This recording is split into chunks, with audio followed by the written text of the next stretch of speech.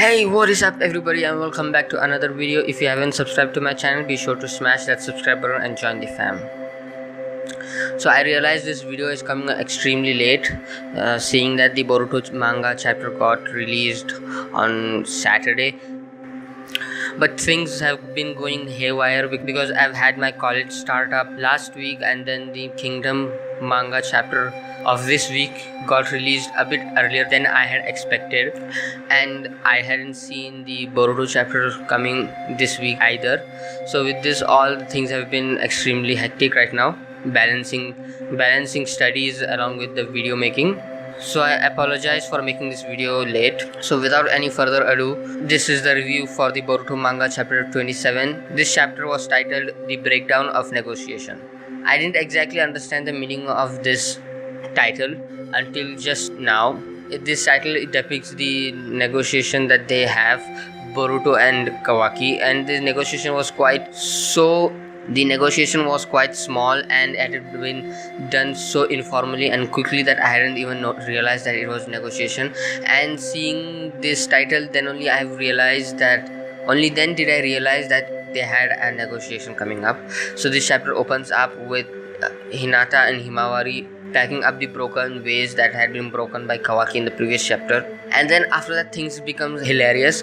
It's just the old Naruto style. For the first time in a while, we see the old Naruto, not the Naruto who was busy in his Hokage business, but actually the goofy Naruto who had been there up till now. Okay, so what happens is, in the morning, Boruto gets up. Everyone has to go to toilet once they get up, so he goes there to piss, and at the same time Kawaki gets up, and they begin fighting off right at that moment to who will get to use the restroom first. But then from inside, Naruto shouts that it's occupied, get outside of the house, and that I had felt it funny.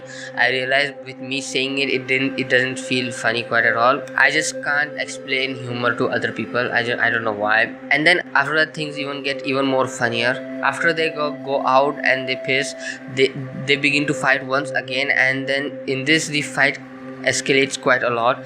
The karma comes out as well, and the designs still look cool. I have to have a tattoo made of it.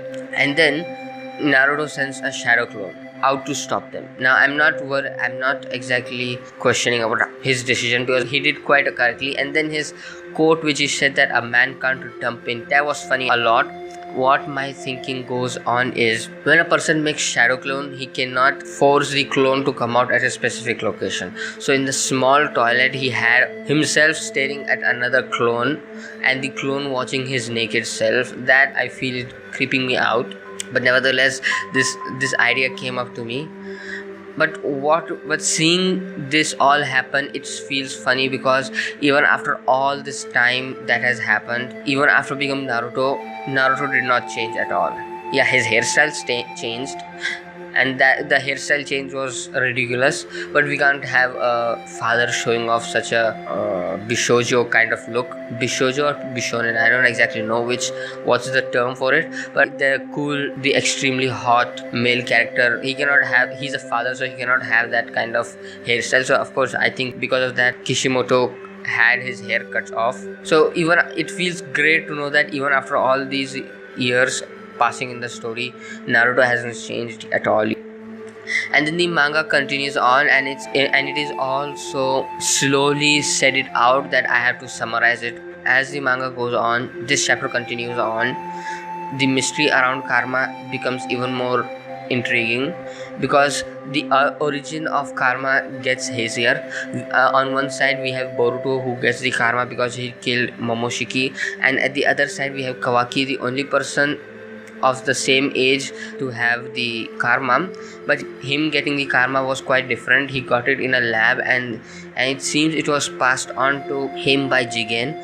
So if we see the passing on, there is a chance that this power can be passed on from person to person, but there is quite a condition about how the person gets selected by it, because if it is either you get it or you die, and there is no third option at all in it. So this condition about what is needed to get the karma after you receive it from the previous user, that is still unknown. And then from the looks of it, I think that Kara is going to be even bigger than Akatsuki had ever been. And this vessel thing, this is the seventh time I believe that the vessel was mentioned in the entire series, and this means that the vessel thingy is quite important for the Kara, and then getting the vessel will be quite an feat and make the story even more interesting.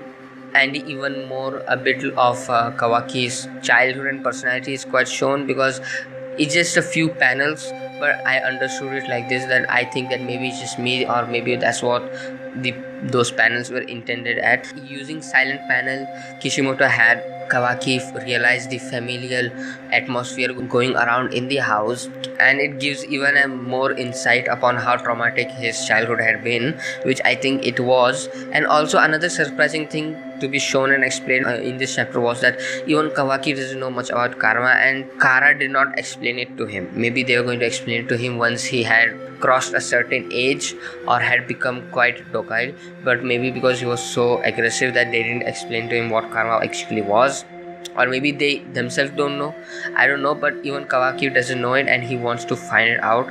And here they make a truce kind of thingy that they'll help each other out to find what karma is. And but before that, it seems that the familiar atmosphere of the house got to him, and it yields him to get a ways for Himawari, to which, and then Naruto, he tells he'll take him somewhere, which I don't exactly know, quite sure, because not much hints were given about it. And that's where the chapter ended. So in an entire thingy, the chapter hadn't shown much of a action intense sequences, but it was doing the story building and world building. So the next chapter is scheduled to come out on 22nd October, and that's all for this chapter. And so that's all. Thanks for watching, and I hope you guys liked it. And if you did, be sure to hit that like button and smash that subscribe button as well. And be sure to comment down what you guys think about this review, and comment down what you guys think about this manga, and if you have any ideas about how karma is going on and what Kara could actually end up doing. And if I manage to get quite a number of comments about what Kara could actually be doing, I'm thinking of making another video just based on the opinions. So I'll be thinking of doing it as well. So be sure to comment down your opinions as well, and be sure to check out my other reviews, and especially the informative videos that I do. Those informative videos aren't much which you can find out around. So I hope you guys check it out, and I hope you have an amazing day ahead of you. Until later, my manga fans, adios.